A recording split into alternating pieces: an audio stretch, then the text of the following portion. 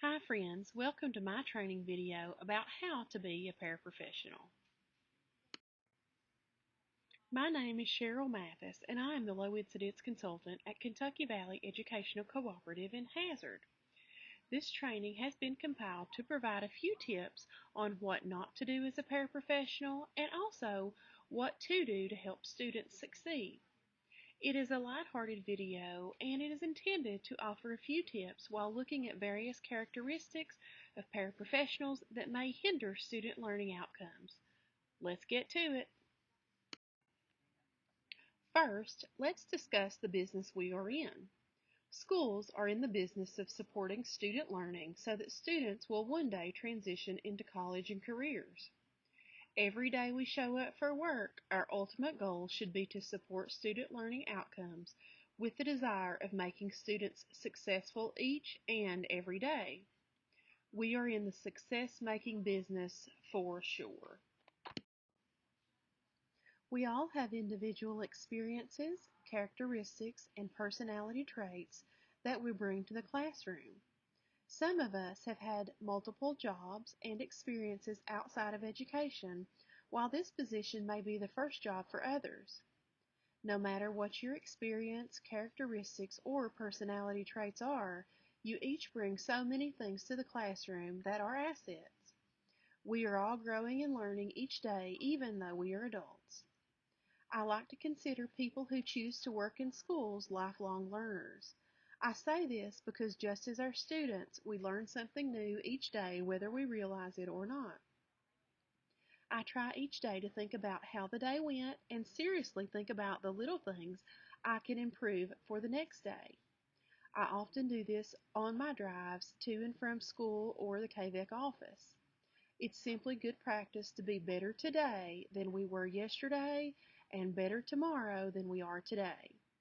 As you watch this video, think about characteristics and maybe even some behaviors that you have which are maybe not as good as others. Think about how you can turn your weak characteristics and behaviors into strengths to help students become successful. Hey, that's what we're here for, right?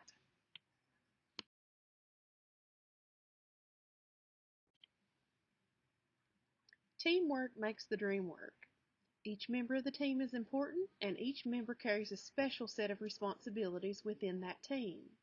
No one role group can make students successful alone. It really does take the team. Paraprofessionals are in the trenches with our students day in and day out. Your role on the team is crucial, and making students successful cannot be accomplished without you.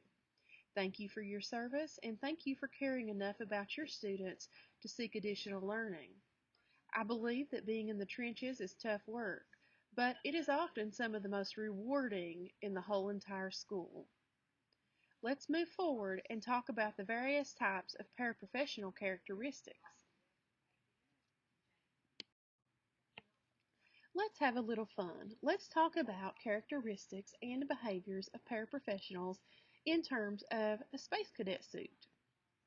So, the space cadet moves around the classroom as if they were contained or isolated within a spacesuit. They have absolutely no clue as to what the students need or how to support the student. Does this remind you of anyone? Maybe this has been you on occasion. I unfortunately have seen times when I have been in space cadet mode. I don't think it's an issue with intelligence, it's simply a misunderstanding about what needs to be done, when it needs to be done, and of course how it needs to be done. The bottom line here is to be present and mindful about the needs of the classroom and the students you serve. If you are lost and confused about your assigned duties, seek information to help you find out how to carry out your duties. Ask a teacher or administrator, even reach out to KVEC staff for recommendations on learning opportunities. I think we all wear the Space Cadet suit at one time or the other, but the key is not to stay in the Space Cadet mode. Seek information to help yourself. Care enough about your students to get out of the Space Cadet suit. Another free resource that you may want to check out is www.theholler.org. There are tons of free training resources here. Go check it out. Next up is the know-it-all. We've probably all been here at one time or another. I know I sure have. The bottom line here is to be willing to learn new things and be open-minded to feedback from others. There's always room for improvement, no matter how smart you are. The helicopter para is next. The helicopter para is often very well intentioned, but often misses the mark just a little bit.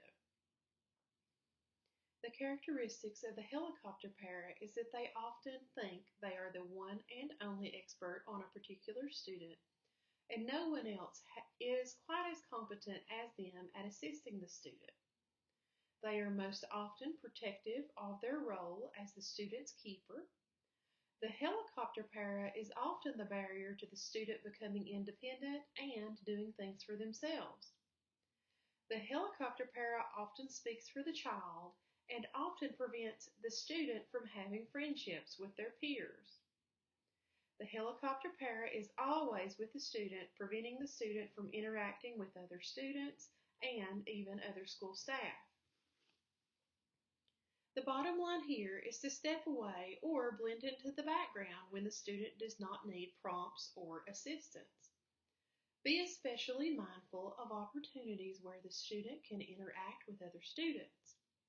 Keep in mind that our students may not develop skills if we as adults are overbearing and are always hovering over them, providing more assistance than they actually need.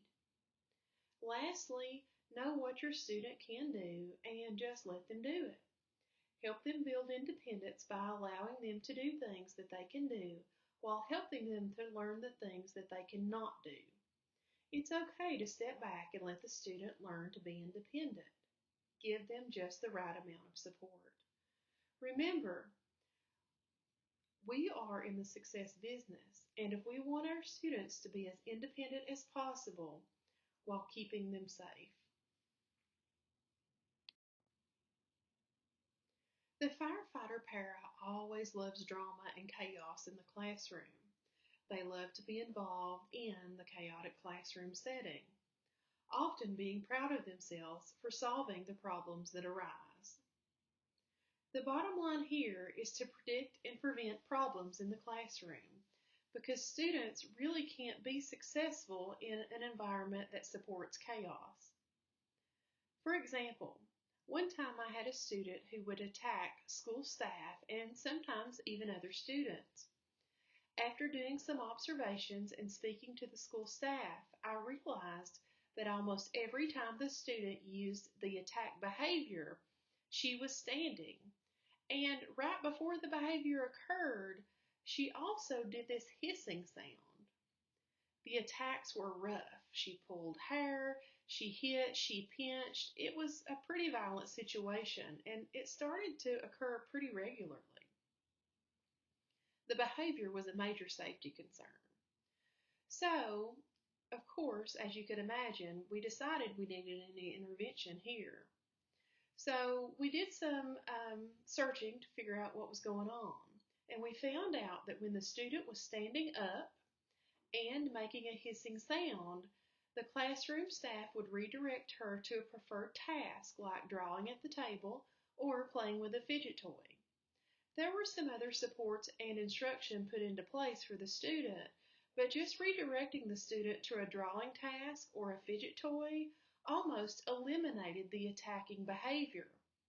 Again, trying to predict and prevent the behavior before it escalates can improve classroom functioning and the classroom learning of our students. If the student often demonstrates that same type of behavior, try to predict when these behaviors could happen and redirect the student while keeping them and the other students safe. Intervene before the fire needs to be put out. The invisible para, as you can probably guess, is never present. They are always missing in action, and they rarely ever attend to the business of making students successful. The invisible para is always hiding out in the office or maybe the youth service center or, one of those cool settings in the school. A lot of times they may be out selling Tupperware, makeup, or, something like that. I've heard those stories quite regular here recently. So the invisible para is notorious for being late, for being absent, or having to leave early. They're never really present when they are needed. The bottom line here is to show up and take interest in the business of making students successful. Try to keep personal affairs such as selling makeup and Tupperware separate while being present at your assigned workstation. Show up on time and only take off when necessary. The success of your team and students depends on you being there to help. Okay, so let's talk about the traffic cop. The traffic cop, as you can imagine, is kind of bossy typically. They often don't recognize opportunities to teach students valuable lessons or develop relationships with the students. Often the traffic cop para prevents students from socializing with each other even during appropriate times.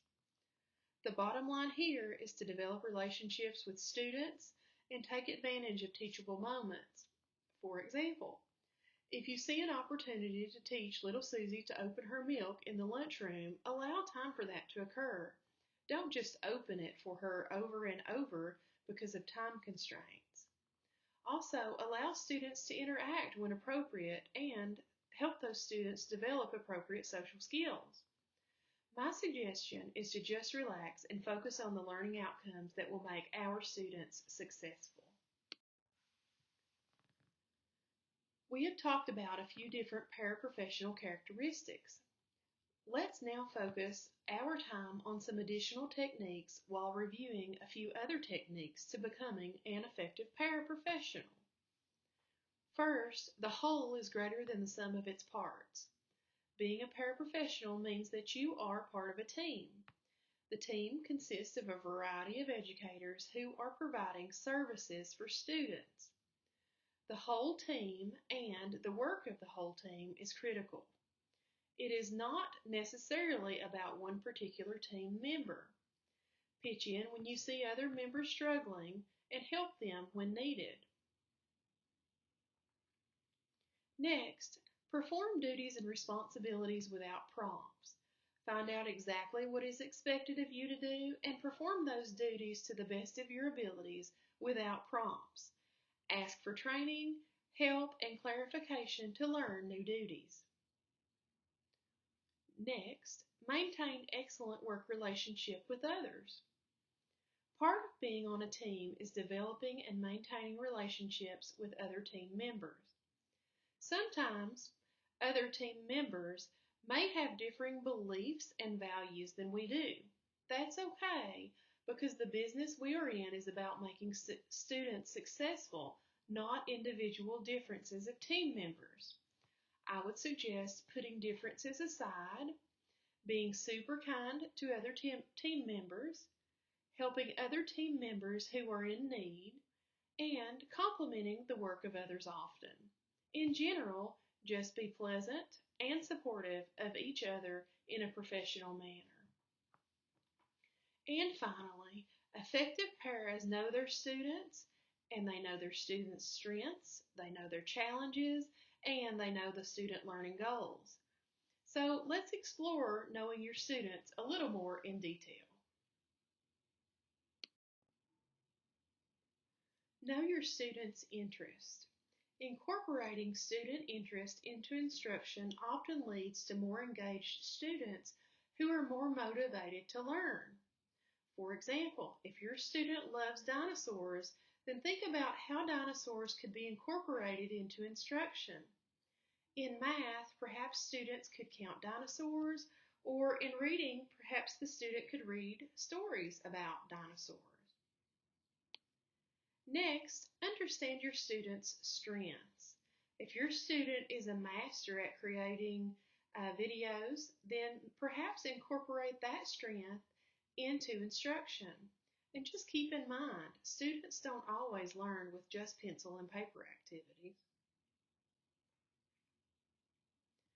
Next, research your student's disability and how characteristics of the disability may impact learning. Also, I would like to add a note about medications here.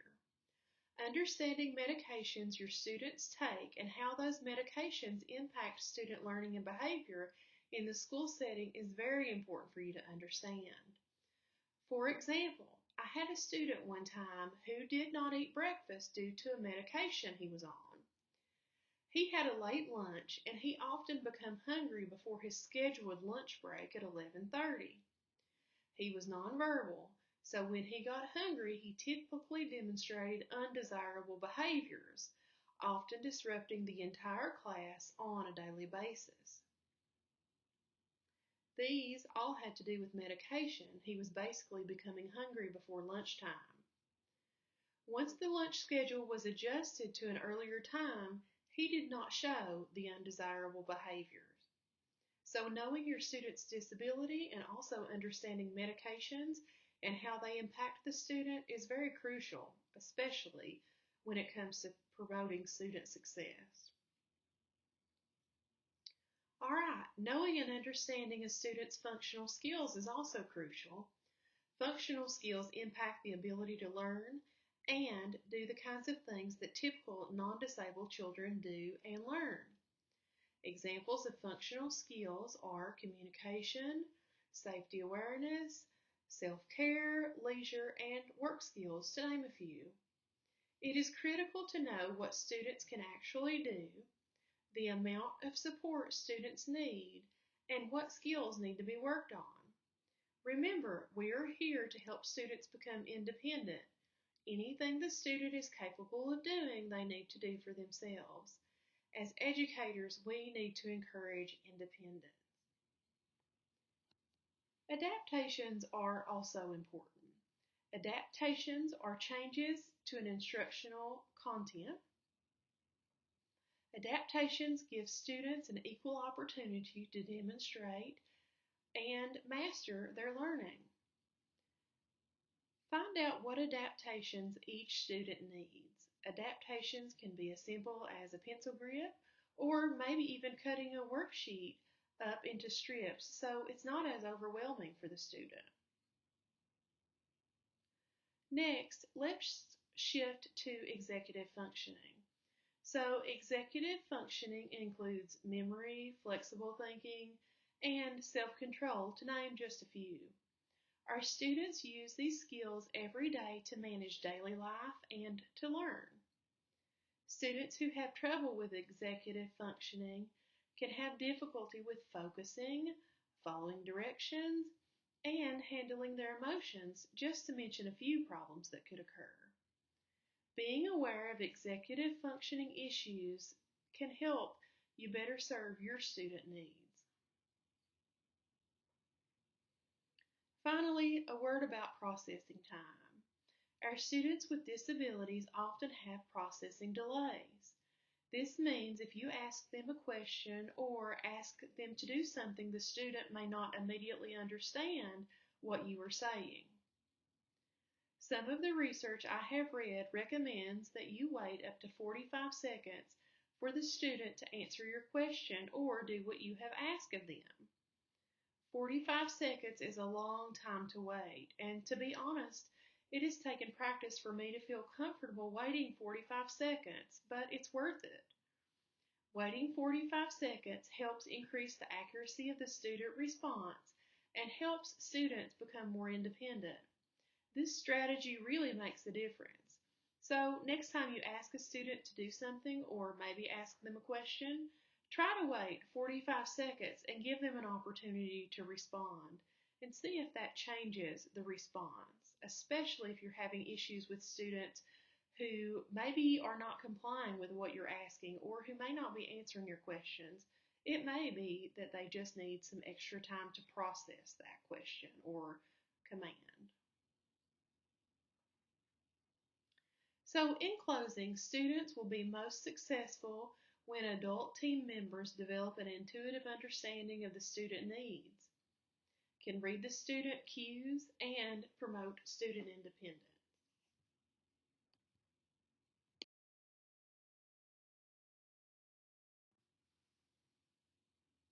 Congratulations for accepting the challenge of being a paraprofessional. Your work is very important to the success of our students. On behalf of the Kentucky Valley Educational Cooperative, I want to say thank you for helping students to become successful each and every day. Please take a few minutes to think about the information you have heard. Think about a few things that you can do to improve your practice and help students become more successful. It's simply good practice to be better today than we were yesterday and better tomorrow than we are today. Remember, we are all in the success business. I hope you will apply some of the suggestions as you work as a paraprofessional. Remember, we are lifelong learners. My name is Cheryl Mathis with the Kentucky Valley Educational Cooperative. Thanks for watching my video. I'll holler at you later. Some of the information contained in this video was inspired by a book called How to Be a Parapro.